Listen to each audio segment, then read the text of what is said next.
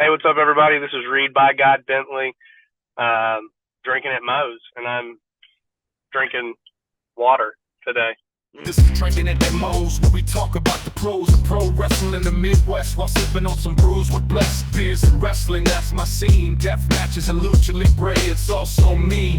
I'm a straight up smart goofball, not no kiss ass. I stand tall when it comes to wrestling. I'm the king. I know every move, every fling. Get ready for a wild time with Drinkin at Mo's, where we don't quit. Drinkin at Mo's, that's where it's at, like a power bomb. We hit hard, never flat. Fucking right, we're living the dream. Talking about wrestling, always a scream.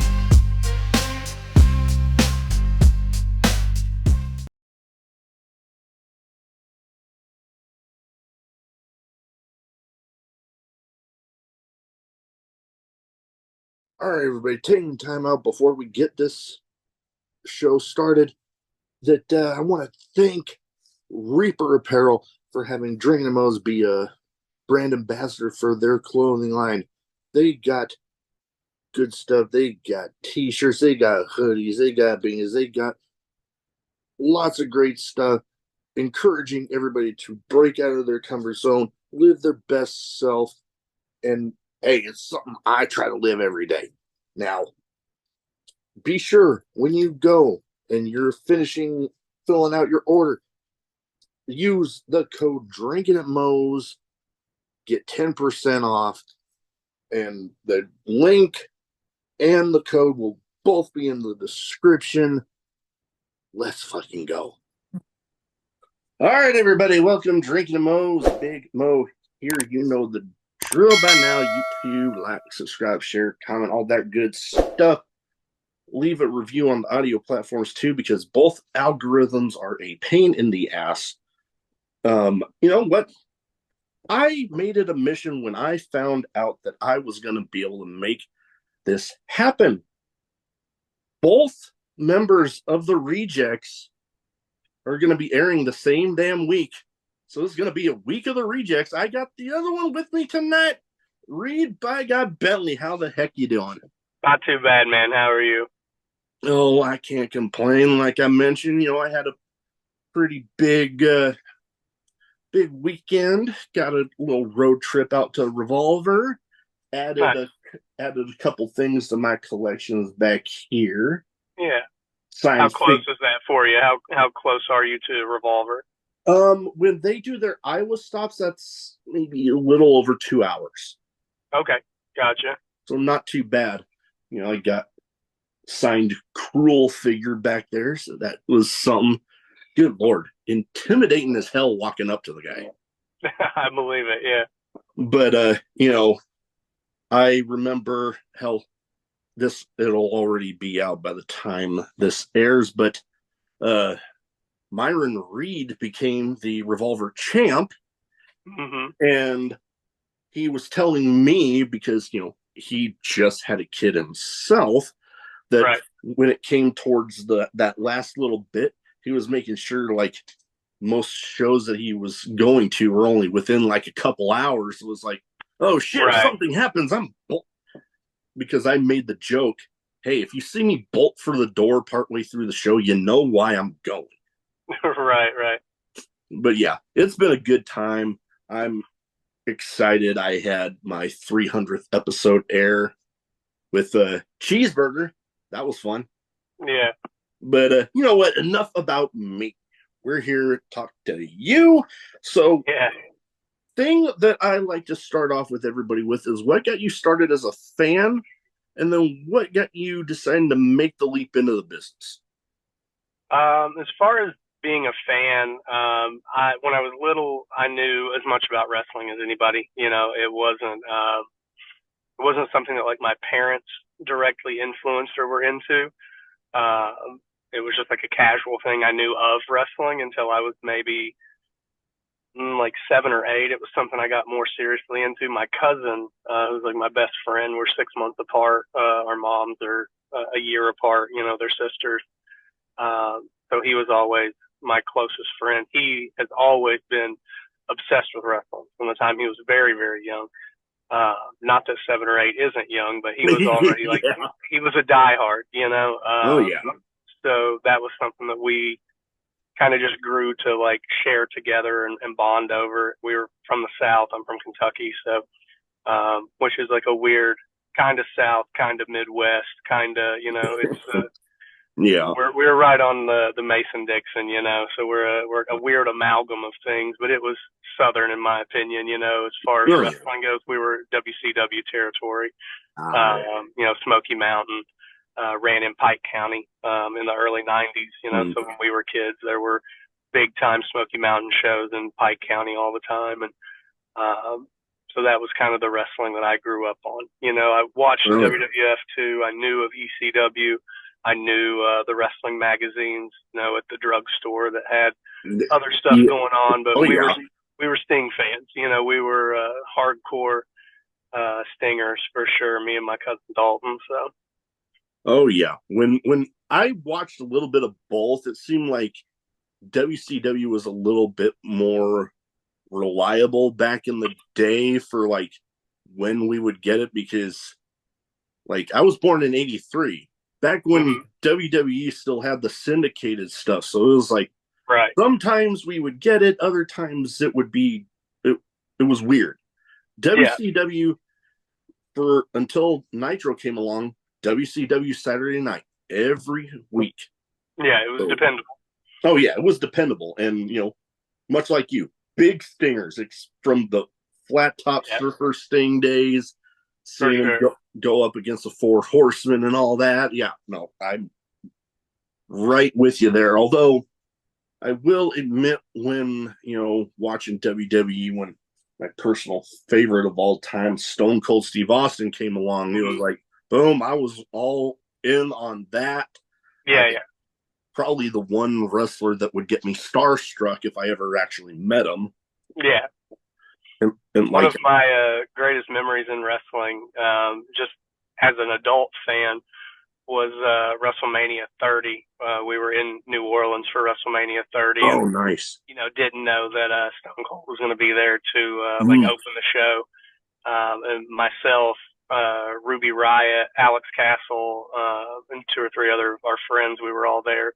We had gotten some tickets, and we were there to see our friend Jason Ayers, referee, and hung out with him beforehand, and then stayed to watch the show. And I think myself and Ruby were, there's a video floating around somewhere, I'm sure, on Twitter that somebody posted of us just going insane, you know, even as an adult. At that point, I was, I don't know, 23, you know, and that was like easily one of the best moments I ever had as a fan, was being there live to hear the glass break, you know. Oh God, that is something else. I only got to experience it once myself. Yeah.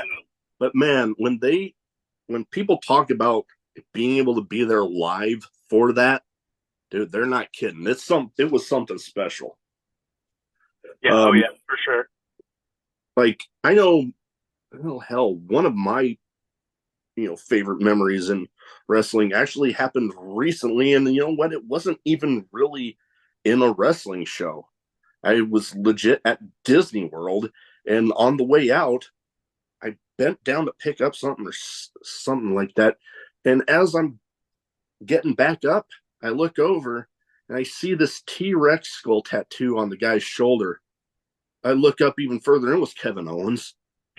Yeah. And I'm like, oh God, he's with his family. I don't want to screw with his family time, but I legit ran up to my wife like, oh my God. Yeah.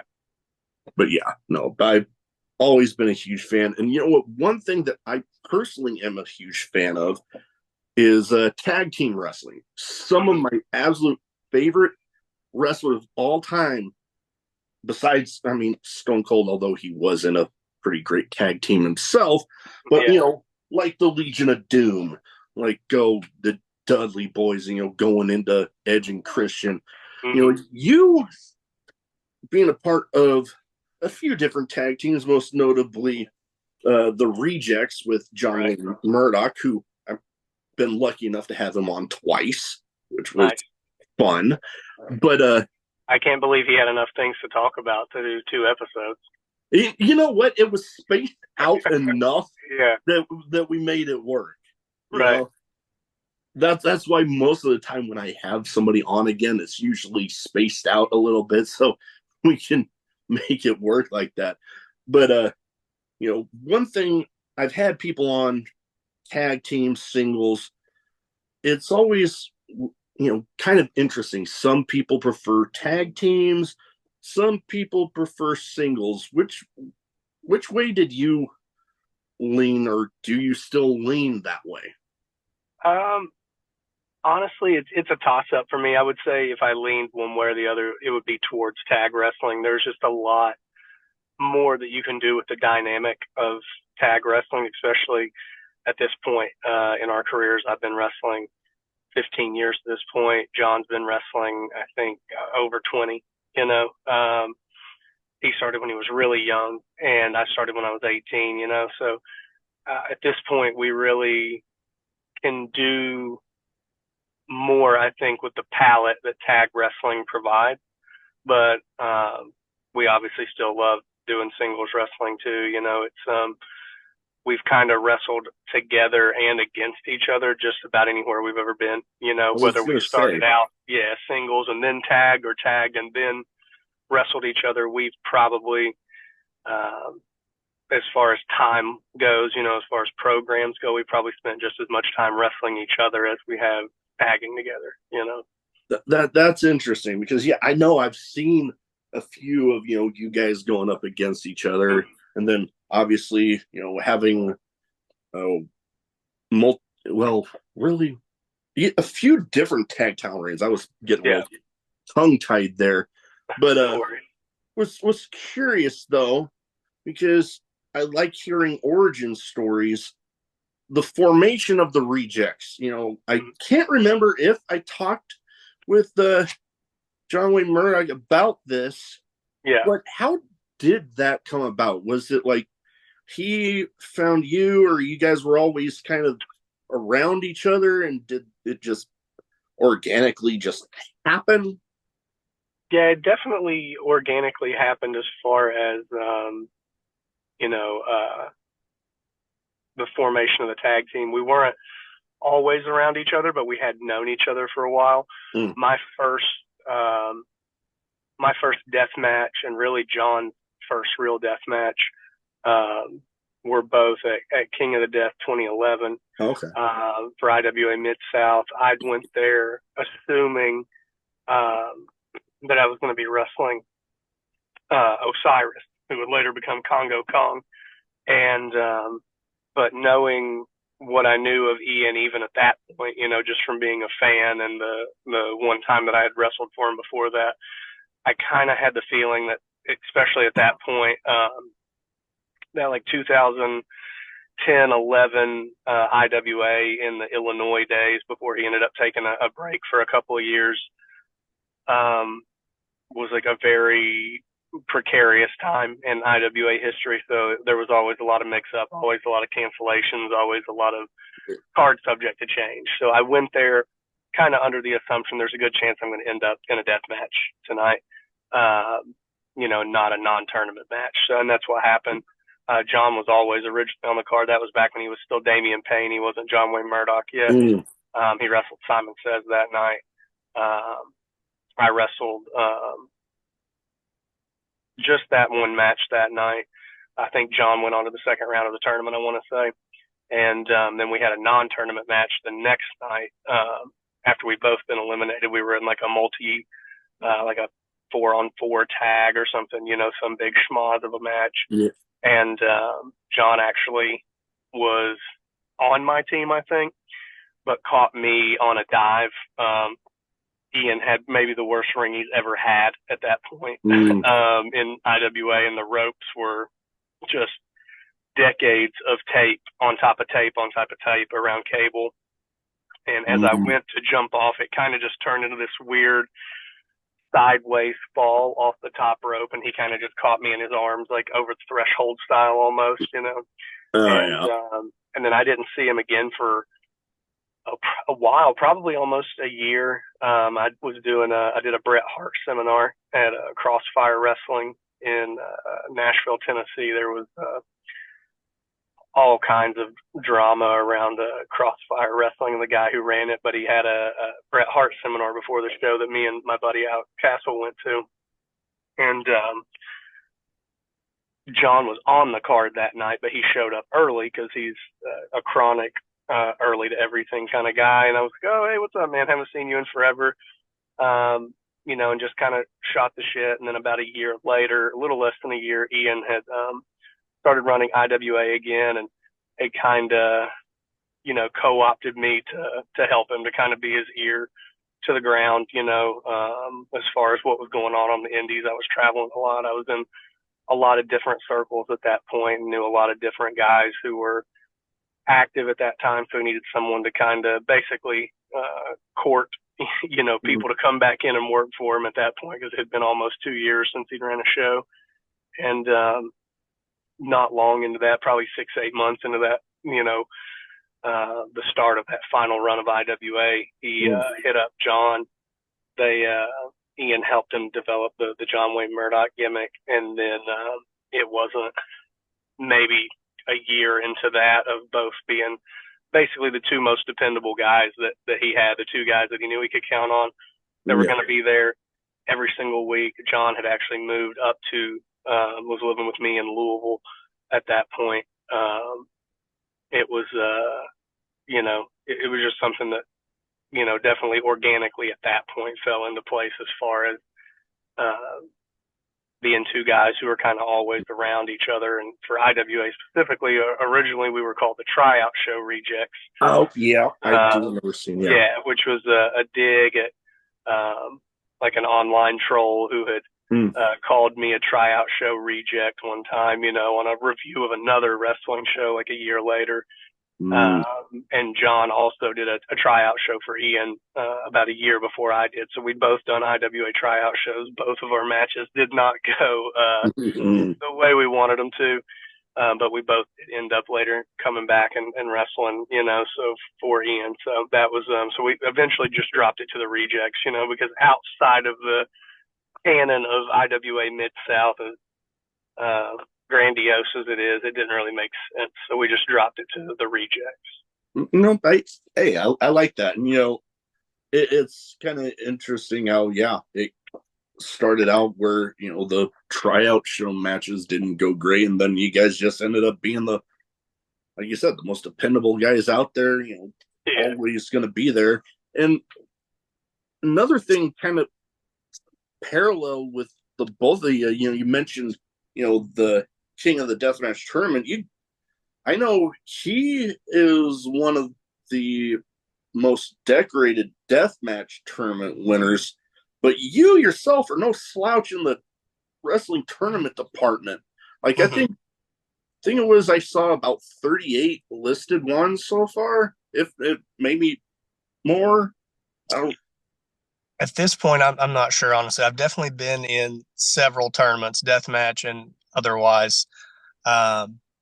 But I'm usually been to the finals of a couple. I think as far as I can remember in my career, I've won one. That was the IWA, the Hybrid Cup, which was like a one round of death matches in the finals, one round of strong style, one round of I can't remember what the other round, but it was like a hybrid style tournament, So that was that's my one tournament victory. So definitely nowhere close to John's 10 deathmatch tournament victories, but it's definitely so I love tournaments. Like as a fan, that was always one of the biggest things for me was that I loved watching was tournaments. Oh yeah, no, I'm right with you there. There is something special about some of those. And one thing that I did ask him that I figured I need to ask you too is the recovery between the rounds. I mean, it's one thing in a regular tournament, you get your normal wear and tear from, taking the bumps in the ring and all that. But I mean, especially the deathmatch ones where it's like when death matches are done right, it's like just like any other form of wrestling, you just got all the deathmatch elements surrounding it, but it adds that little something extra, that little extra danger in there where like tournaments, you're wrestling multiple possibly multiple matches in one night. And, you got that recovery in between. But what he had mentioned to me was the part about that first shower after the end where like you could get some stuff just ended up washed. Was it the same for you with like the recovery in between rounds? It didn't really hit you until the end, or you get that first shower. Yeah, definitely. Even though you have some downtime, between first and second round or second and third, if it's an all in one night, your adrenaline keeps going for a while. It's definitely not an immediate turn on and off switch. It's still pumping for a while. So, you've got enough gas in the tank usually to make it through the finals. And then it normally, by the time you either hit the restaurant afterwards to get some food after the show late at night, or you get back to the hotel and you're taking that first shower is really when it starts to wear down. And the first shower can either be, like a godsend, or it can be just the final nail in the coffin. It just depends. Sometimes it's like a relief to get all that off you. And then sometimes if you've got a really gnarly cut or there's like road rash sometimes, especially when it comes to tubes. It's almost not the cuts that are as bad as like a lot of repeated tubes in the same area. You almost get this like rug burn, road rash, scraping. I was gonna say, because when you were describing that, it kind of reminded me of when I was in the Navy. We had to go through this thing where we words are hard right now. This OC spray, we had to get sprayed like right above the eyes with it. And then we had to go through all this stuff, to, if you ever have to use it, it could splash back. So you got to know how to fight through. That's how it got explained to us. But it was that first shower after the end, after you got back, you started relaxing, and then that water just reflashes everything. You're like, oh God, it burns. Yeah, for sure. And definitely just like reactivates the whole process for sure. And I can imagine, much like some of the stuff you're describing, pretty much the same thing where you're just like, oh God. Right. I wish there was another way around this. For sure. But another thing, and if we can real quick, man, if you don't mind, I'm gonna take just a real quick break. My girlfriend just called me. She doesn't normally call me when she gets off work, so I just want to make sure everything's okay, and then I'll hop right back on. Oh yeah, no, I can pause it real quick. Okay, sweet. All right, we're back. And you know what? I was trying to remember during the little break there where I was gonna go to next, and you know what? I remember now. The thing that I noticed in a lot of deathmatch tournaments is the kind of ramping up of the the stipulations, where like, I mean, from what I've heard through a bunch of people, it's like how they feel just a single death match should go, where you kind of you started off with not the huge weapons like the Tokyo Towers, the light tubes and stuff like that, but you ramp up to that, and then you hit that, I guess, the lack of crescendo, or however you say it, where like you get that part where it's like boom, and then you go. And that seems to be the way a lot of these deathmatch tournaments that I'm seeing goes. Have you noticed the same thing, where it's like the first match might be, there'll still be stuff like panes of glass or this and that, but then you get towards the finals and you get like the Tokyo Tower light tubes, or hell, I just saw yesterday, not in a deathmatch tournament, but it looked like a Tokyo Tower of carpet strips. I'm like, how? Yeah. At one point during ICW, that became like my unofficial weapon, not of choice. It was just what the weapon makers would always put out there for me, with some absurd carpet strip contraption. But yeah, tournaments definitely, if they're done well, it should definitely be a build. Obviously, if you've got 8 people, only 4 of them are going on to the second round, so it's not necessarily that the first 4 matches are going to be weaker than the second round or the Yeah. final, but you definitely want to see, and if you're in that second round or the finals, no matter how hard you and your opponent go in your first round match, you've got to always be able to top that in the second round. And you can definitely see Oh yeah. sometimes, not all the time, that a second round of a tournament can suffer. Regular tournament or death match can definitely suffer if people don't plan accordingly, Yeah. because that's where you have at least one person or 2 people in that second round usually have significantly less time than the others, depending on how it's laid out. Yeah. Uh, as far as recovery time goes to get ready for a second match. So I think another big thing that's missing in tournaments that used to be way more prevalent, as far as deathmatch tournaments go, at least, is um, those very specific stipulations. That Oh used yeah. to be something. Like I grew up on indie wrestling too. I talked about WCW and things like that when I was a kid, but I found out about independent wrestling in 2001 after ECW and WCW closed. Yeah. I was 10 and started actually reading the entirety of some of these magazines that I was buying at the store, and realized that there was like a much deeper world out there. There was kind of an in between the Farmer Mm. John and Fireman Ted wrestling, down the Yeah. road, and TV wrestling. There was this, gray area in the middle that existed. So I grew up watching IWA, Ring of Honor, Chikara, PWG, all those things. Those were my formative years of, as far as deciding, like, yeah, I really want to do this, was based around watching that. And that was one thing that IWA specifically was always great about. CZW, your big deathmatch promotions back in the 2000s were those specific Yeah. laid out stipulations. Every single match had a cool stipulation. It wasn't just, we're going to throw some weapons out there. It wasn't just, 7 matches straight of nothing but light tubes Yeah. or whatever. It was specifically, IWA would always have very, very different, if nothing else, if not always creative, but outlandish stipulations, which was awesome, at least as a fan, Oh and yeah. seeing those things. When you read the card and you see, Lucky 13 corners of death, Yeah. cactuses, and, whatever, when you Oh see yeah. that laid out, you don't really care what the 2 names below it are. You didn't really care who was wrestling in that match. You just wanted to see how Oh, ridiculous that was.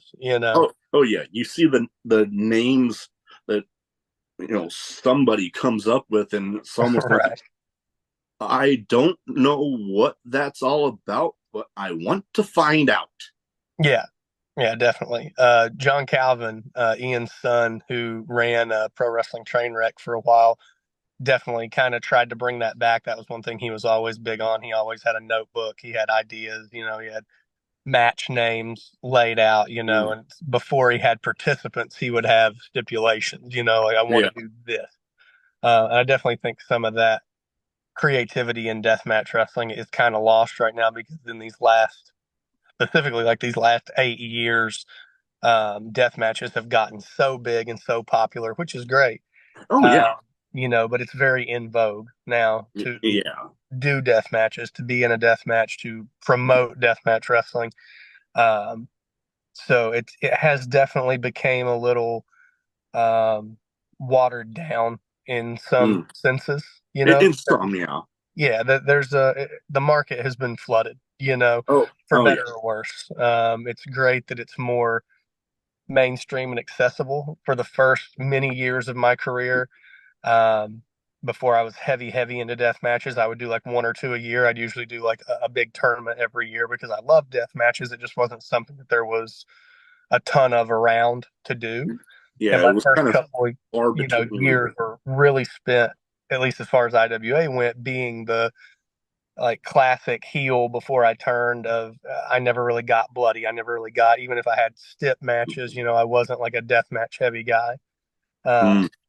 so kind of transitioning into somebody who did that full time, I saw that difference of early on in my career, just doing one a year. I had friends in the business who would say, "Why are you doing that? Like, why are you're better than that? You're better than death matches. You don't need to do that."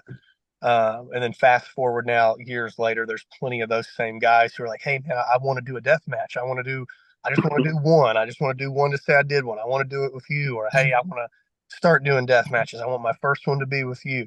So it's definitely the tides have turned. Now, Something that was very much villainized and kind of a niche of a niche of a niche is now right up there with the finest technical wrestling or high flying or strong style or anything.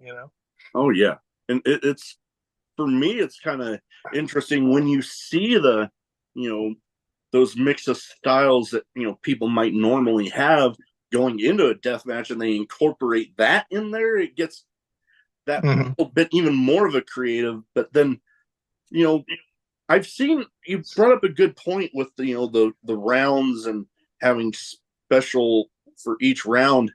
I think it was Circle Six. I recently saw one of their King of the Deathmatch tournaments where it was like, yeah, each round had and each specific match for each round had a specific thing for each match, Right. and it amped up in a kind of a match that reminded me of similar to uh, Revolver does their Cage of Horrors every year, where Hmm.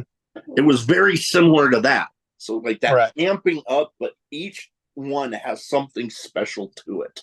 Right. For sure. Yeah. It's definitely it's all about showmanship and building, the anticipation. You definitely Mm-hmm. don't want to fall in.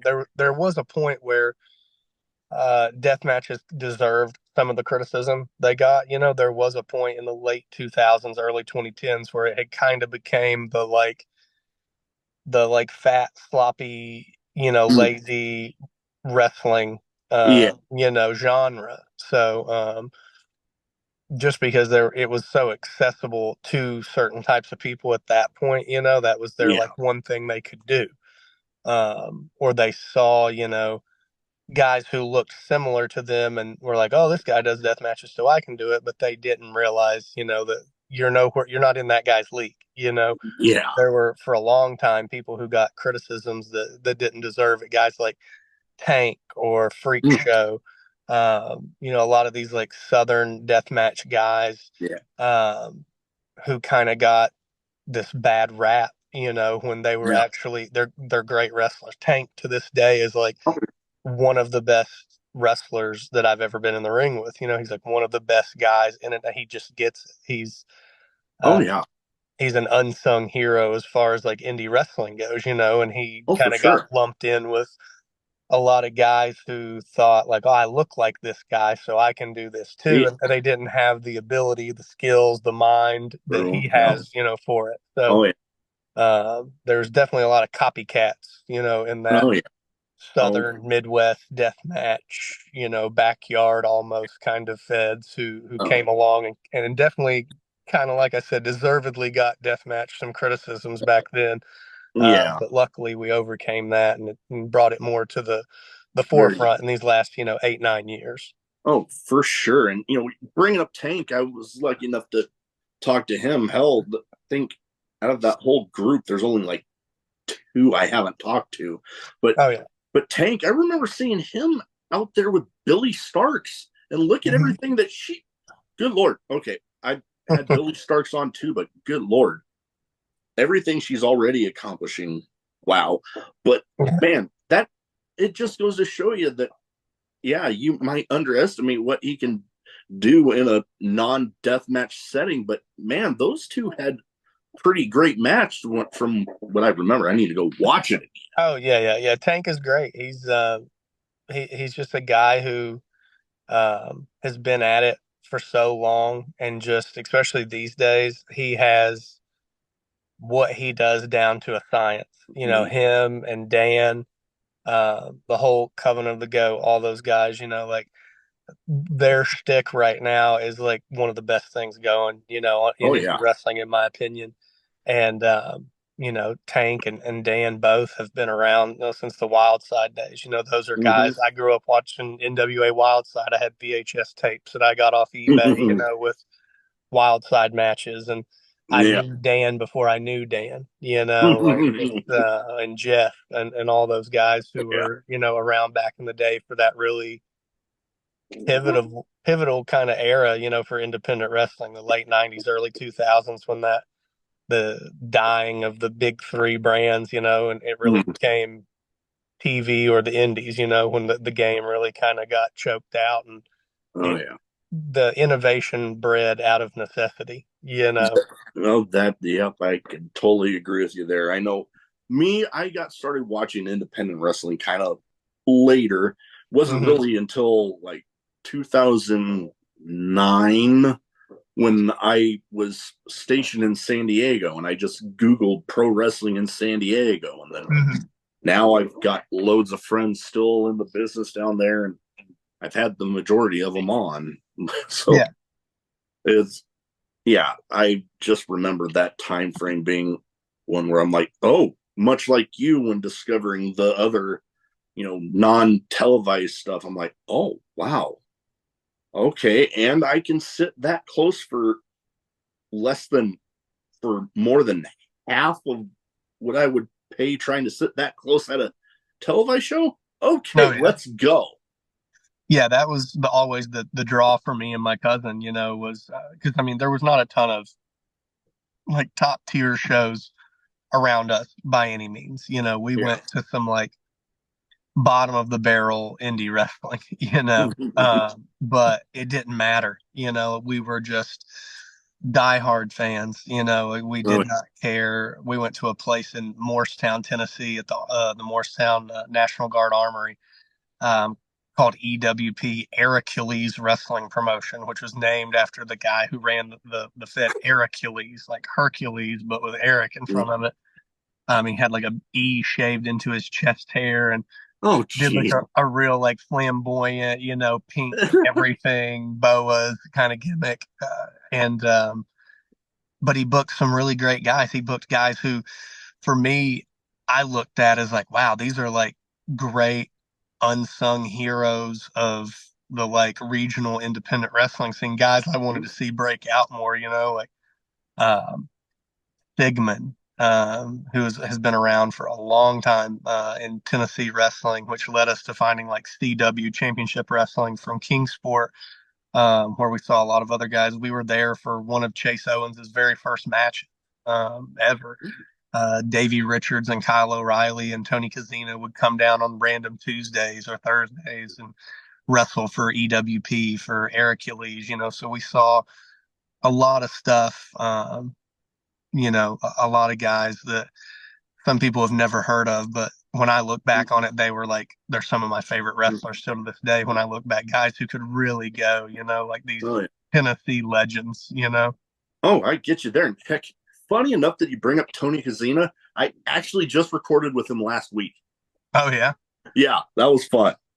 Talked a lot about, what he's doing right now with the Fale Dojo and stuff. So it was pretty cool. Yeah. Later on, early on in my wrestling career, I was on a lot of shows with Tony and those guys and stuff. So it was definitely, I had the whole experience, from fan to sharing a locker room with guys, and it was just a lot of dudes who really still to this day don't get the love or the praise they deserve. A lot of but that's the nature of independent wrestling. Is there's a lot of it that you can get regionally trapped. Some people's favorite bands have never been outside of the tri-state area. They're just because they don't ever get seen or get heard doesn't mean they're not still great at what they do or great artists. It just it happens. Oh yeah, no, I totally get you there. Now I do have two promotions specifically that I wanted to talk about, and one is, first one that you and John Wayne Murdoch held the tag titles at in GCW. Right now, they're killing it, and good Lord, the guys holding the tag titles right now, as of the recording, Violence is Forever. God damn, they got a stranglehold on them damn things. Oh yeah, for sure. You know, and it just got me thinking after, I got to, working out, getting you and him on again, was that would be a match I wouldn't mind seeing. Violence is Yeah, Forever versus the Rejects. yeah, we've done that. We've I done it a was couple of times. I was We did it in Detroit one time for GCW, and we had a three-way tag in Columbus for GCW. But that was more near the beginning of their reign, so it's been a minute since we've done that. But yeah, we had a match with them at Harpo's in Detroit. okay. Yeah, I do. definitely one to check out. Oh, I'm definitely gonna have to. I vaguely remember hearing about that one now, but I'm like, now, especially with I know they already got a match scheduled for the particular show with their return to the Hammerstein Ballroom, but I'm like, man, they make it out of that with those straps, get you guys in there again, and throw in some stipulation or something, or regular death match. That would be something, because good Lord, those two, I gravitate towards those intense personas, much like the Rejects and Violence is Forever. It's just like those two guys, I specifically liken them to another favorite wrestler of mine right now, Tomohiro Ishii. Like, especially with those belts, like, you see them carrying out those belts, they have this look on their face like you're gonna have to damn near kill them, right? Take those belts off of them, and you throw in a death match, it'd be like, oh yeah, death match, kill. It just seems fitting. Yeah, the match we had with them in Detroit definitely got a little wild. There was a little glass at the end. We some ladder or some tables, doors, things, and who ended up getting split. He got a pretty gnarly cut right up the center of his forehead, which turned out into a absolutely wicked scar. Super sick. His coolest tattoo, if you ask me, and I give it to him for free. I didn't even charge him for it. So it's definitely, it was a wild match. We've known both those guys for a long time. Oh man, I'm definitely gonna have to go, look up that particular show and get to that, because that match right there just sounds right up my alley. The way you're describing everything that went on, I don't know why I probably watched it, but with the amount of wrestling that I end up watching for, my own consumption, and add that to, the stuff that I watched, trying to put together stuff for the show, different notes and stuff. It's like sometimes stuff escapes me. Yeah, for sure. Because there's so much of it out there.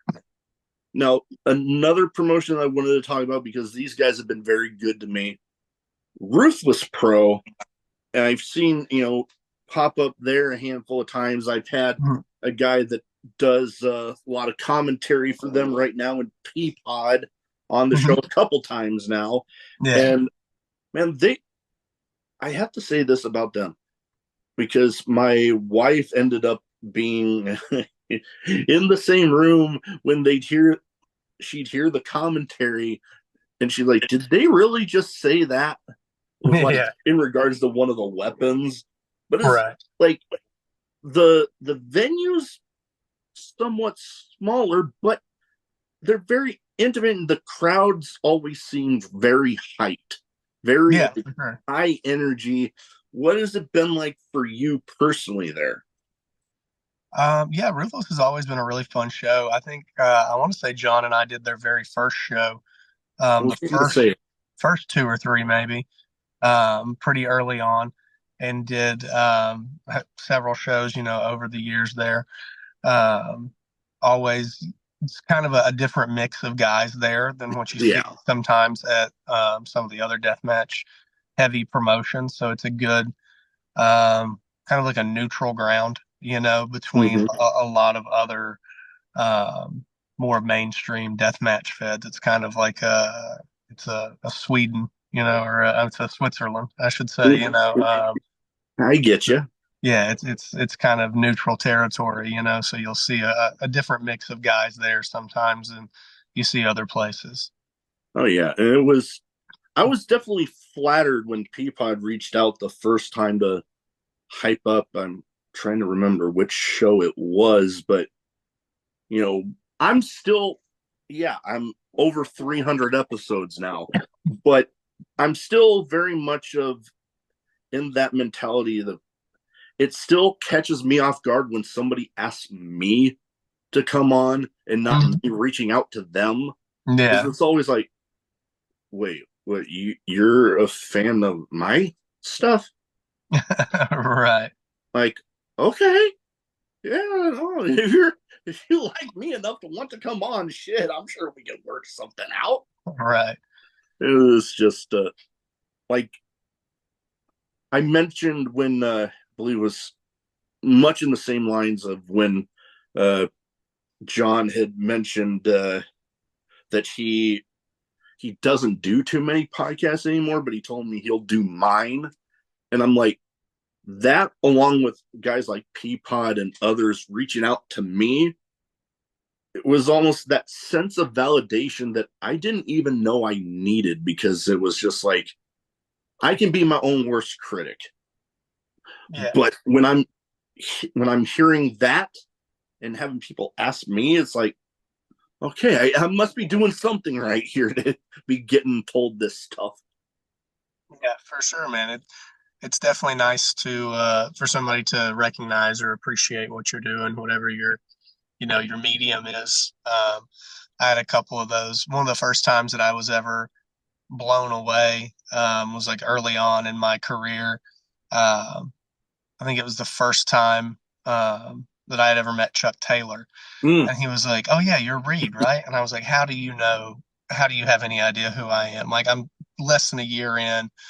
I was on a lot of shows I definitely had no right to be on because I was just in the right place at the right time. So I Mm. definitely had met a lot of guys. We definitely had mutual friends. But to me, Chuck Taylor is one of my favorite wrestlers of all time. Oh yeah. When I had a MySpace page in high school, I had my hometown as Raccoon City because I love Resident Evil, but that was what Chuck Taylor's hometown was on uh, for quite a while in indie wrestling. He was built from Raccoon City, so that was my MySpace page location. So when he was like, "Oh yeah, you're Reed," and I had no idea. I still don't know to this day how we had mutual Yeah. acquaintances. I guess that was maybe how he knew. And then I had shared that story with Nick Wayne, the first Hammerstein show Mm. for GCW. I was there with John, just hanging out. We had a show the day before, and then we wrestled for Casanova's New Fear City that night. He had a late night show after the Hammerstein show, and the Briscoes walked by and said Mm. something to Nick Wayne, and just like chopped it up with him for a second. And they walked away, and I was like, Nick Wayne, how does it feel for the Briscoe brothers to know who you are and to just talk to you as if you're they're equal? And he was like, dude, I'm still not over it. He's like, I don't know how that's possible. I don't know how that's real. And so it's nice to see that sort of Oh yeah. continuation, in wrestling of guys, getting props from their peers, early on. Oh yeah.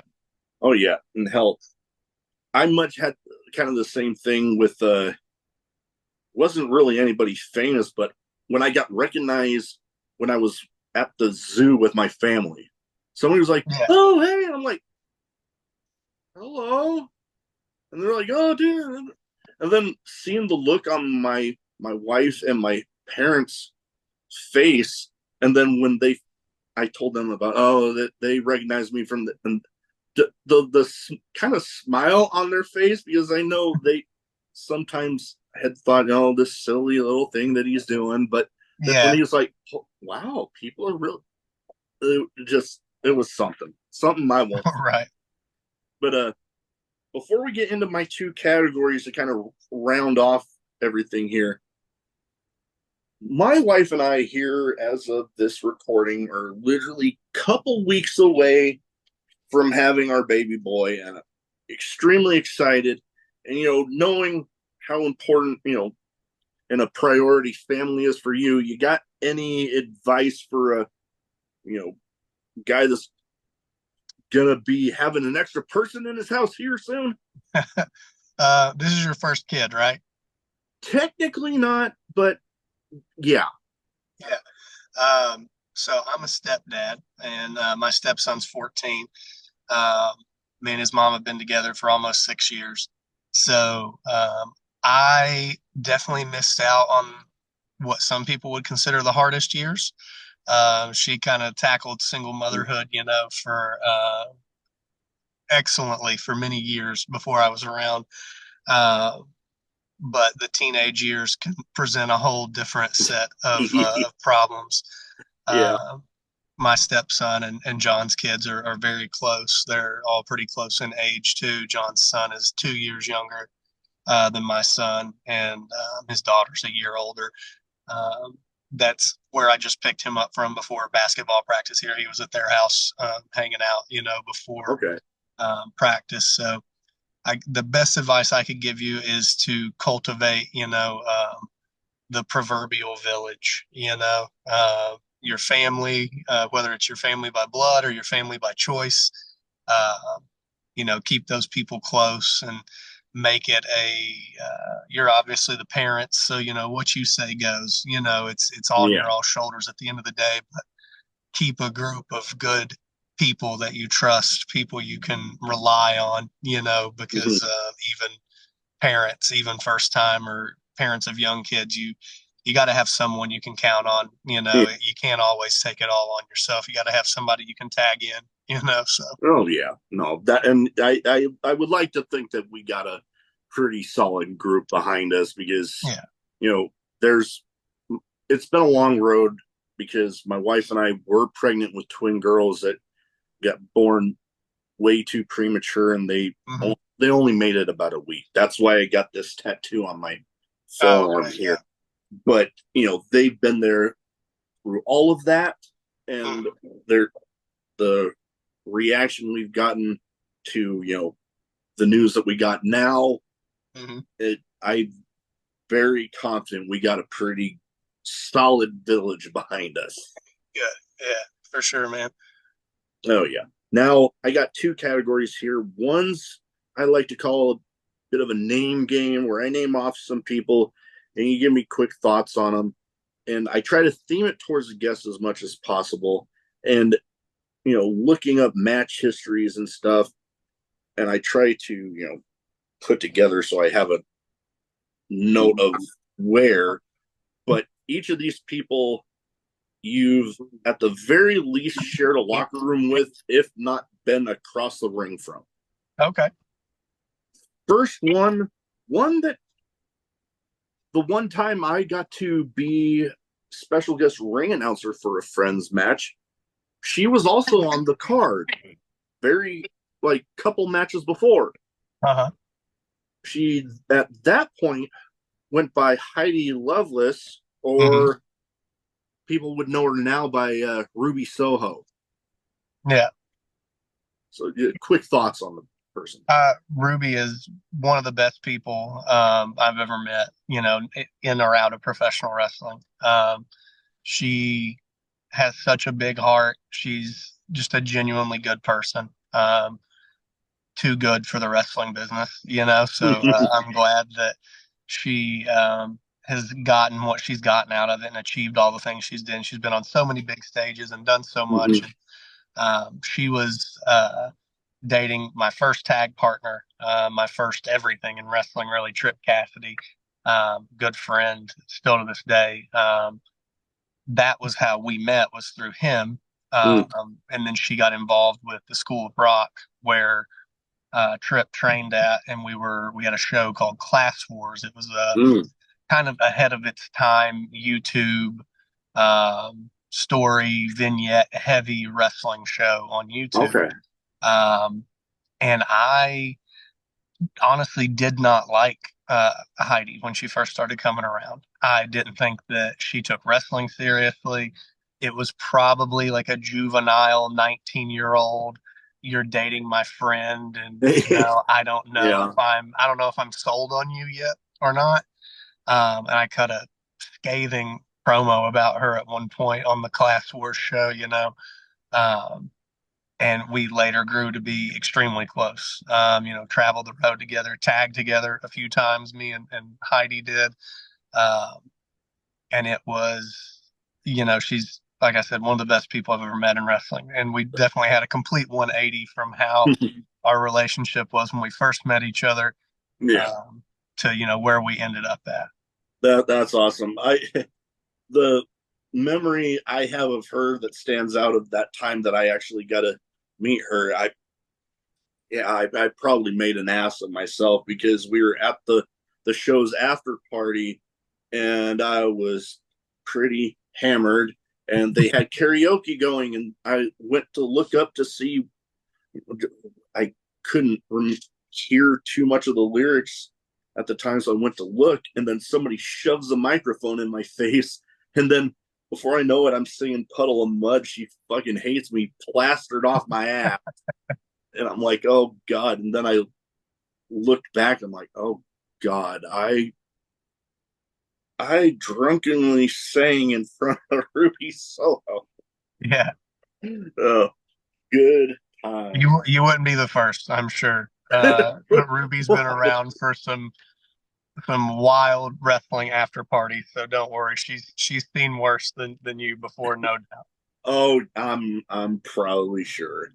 Now, next up, I got to meet this guy on one occasion, and yeah, wow, is all I got to say about him. Jonathan Gresham.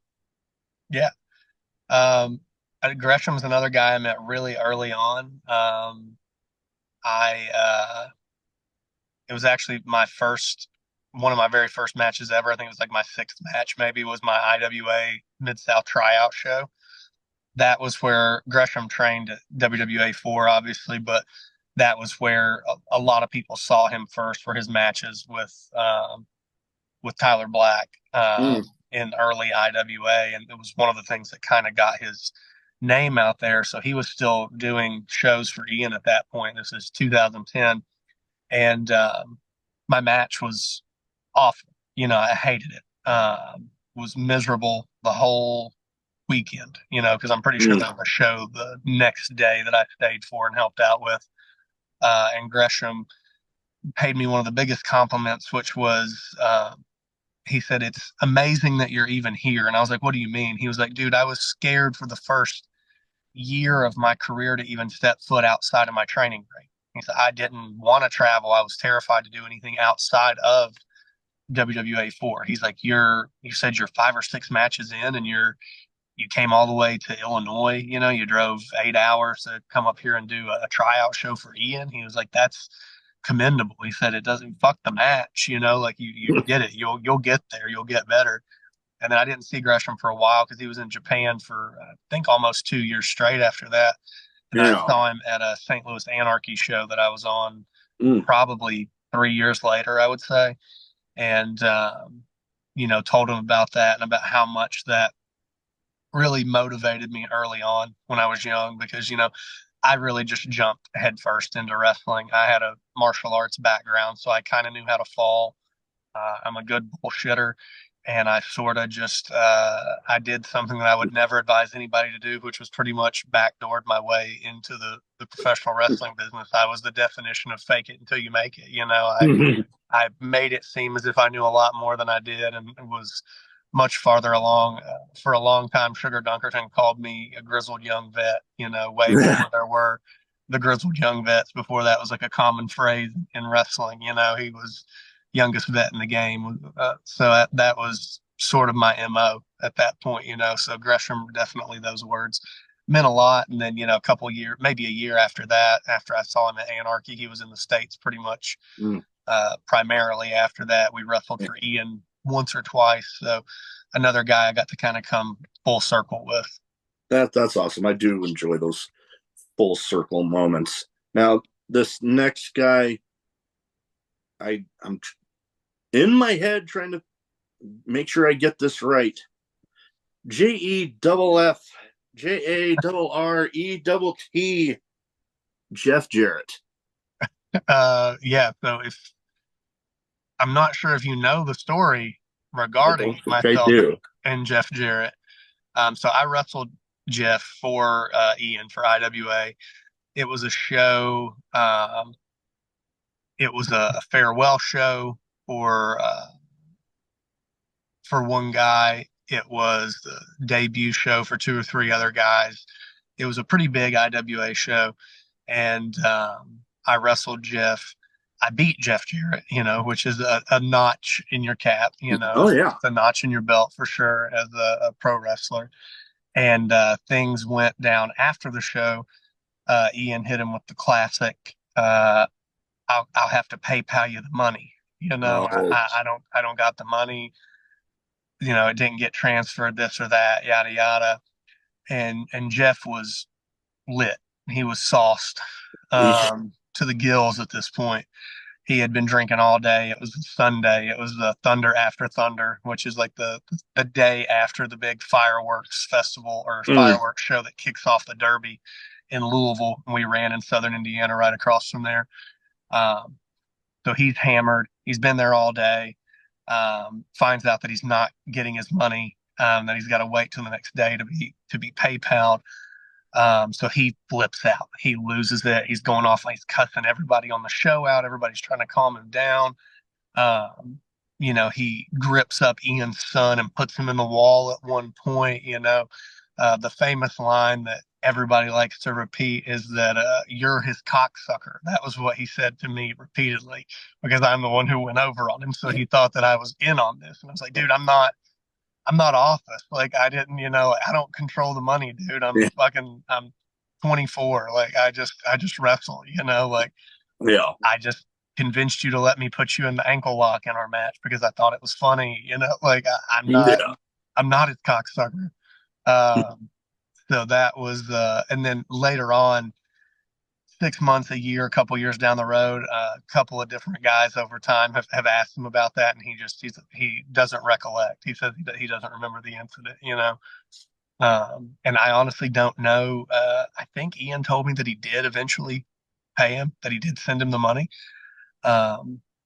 But yeah, that was the Jeff Jarrett show lives in infamy amongst the people that were booked on that show. So if you ever talk to anybody who was on that card, they'll have their own great version of how that went down and what their vantage on it was.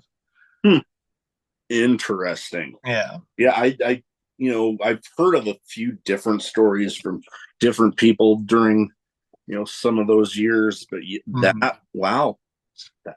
Yeah. That's something else. All right, last but not least here, God rest his soul, one of them's no longer with us, but they, when I talk about being a fan of tag team wrestling, these guys were and still are one of my absolute favorites. The Briscoes, Jay and Mark. Yeah, the Briscoes for me that was the tag match that I didn't ever think was going to happen. So when John and they are on our bucket list for years, anytime pretty much. I have a hard time coming up with definitives or, like dream matches or whatnot. But they were definitely one of the ones that was at the top of our list for years, and we just never really saw it happening. They were Ring of Honor, to the core. Yeah. And I didn't really, it was a different time in wrestling, and then things kind of started to change the way they did. We were lucky enough to get to wrestle them. It's one of my favorite matches me and John have ever had. They're just two of the best guys ever. Jay was so giving, so fun to hang out with. Him and Mark both. They are guys who deserve every single bit of praise they've ever gotten. They've given everything to wrestling. They were the base layer for so many guys that came after them. For years when people would ask me what my favorite matches were, in my top 5 matches, probably still to this day, is a match that Jay and Mark had against each other in a parking lot at a show in like Delaware, I think it was. Yeah. One of them had been injured and hadn't wrestled for a while and came back out of nowhere. They were in street clothes. And I think the story went that they just kind of like told the promoter, like, hey, we're going to wrestle. We're going to show up and we're going to wrestle each other. And they just beat the absolute fuck out of each other for like 30 minutes straight in a parking lot. Just brutal chair shots, and just it was ungodly. And it's one of my favorite matches still to this day, you know. And it was a great parallel between them and me and John being, you know, me and John are like brothers, and we have just as much chemistry wrestling each other as we do tagging together, you know. So you do, yeah. And I know it shook me when he passed in the way that he did, because not only was he relatively close in age to myself, but not too long before his car wreck, I had a pretty nasty one of my own, where like coming into my neighborhood, I, light turned green. I waited a little bit and I went going, and then all of a sudden out of the corner of my eye, bam! Yeah. I got sent spinning so many times that, one, I thought I was going to flip over at one point. Right. And two, when the cops got there, they thought I was coming from the other direction. Oh, wow. And it was just like, oh, God. Yeah. Yeah, man. It was definitely a shock to everybody. Definitely a guy that nobody wanted to lose by any stretch of the imagination, you know, but he's got a legacy that will no doubt live on for a long time. Oh, for sure. And his brother keeping it going with everything he's doing, man. And talk about, I mean, he's entertaining on his own, but you get the two of them together, they were like, they were something. Top notch. Yeah, man. Oh, most definitely. All right. So the last question I got here, best advice you have for anybody wanting to get into wrestling?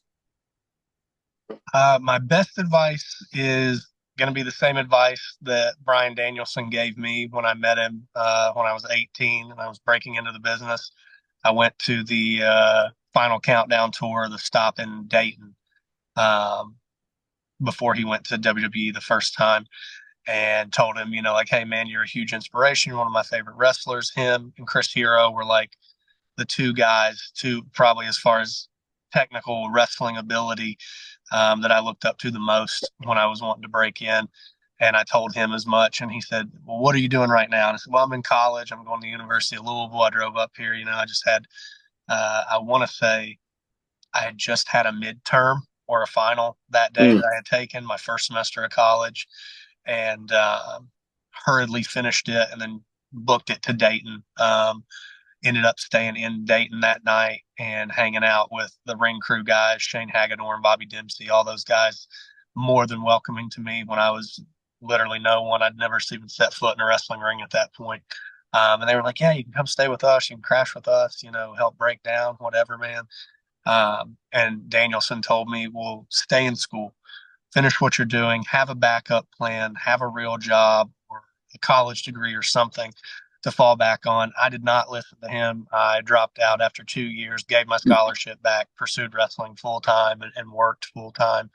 But I definitely encourage anybody who wants to break in. It can be your plan A and you can give it everything you've got and you can know that you're going to make it, but you got to have a real job to fake wrestle. You got to have some kind of stream of income outside of wrestling until wrestling is paying the bills. Yeah. There is no independent wrestling. Sometimes it's the struggle Olympics. People want to see how much they can suffer, how much they can bleed for their craft. Yeah. And you don't have to do that. It's great, but you don't get any extra points for how much you struggled on your way to the top. You can do things in a smart way, in an intelligent way, and set yourself up for success, rather than saying, I'm just going to live out of my car. I'm going to, group up in a shitty apartment with 7 other people. And I'm going to, get fired from every job I've got because I got to go wrestle in bumfuck Ohio for $15 on Friday. And I'm supposed to work. Like, no, man, like pick and choose what's worth it to you. Like, is that $15 booking in, bumfuck Ohio worth it? Or should you just probably go to work Friday for your scheduled shift and then go to whatever shitty show you got on Saturday to do? Because, unless, WWE ID is there scouting talent in Batavia, Ohio in front of 18 people, it's probably better for you to just go to work and earn your rent money. And then you'll be in a much better headspace to go to the show the next day or the big show the next week that you've got. And you don't have to worry about whether or not your lights are going to be cut off when you come home, so have a plan in place. Don't just, I'm giving my all to wrestling and use that as an excuse to be a moron. Oh, no, I get you there. Well, that is about it. But before we go, where can people find you social media wise? So if they don't already have their eyes on you, they can get them there.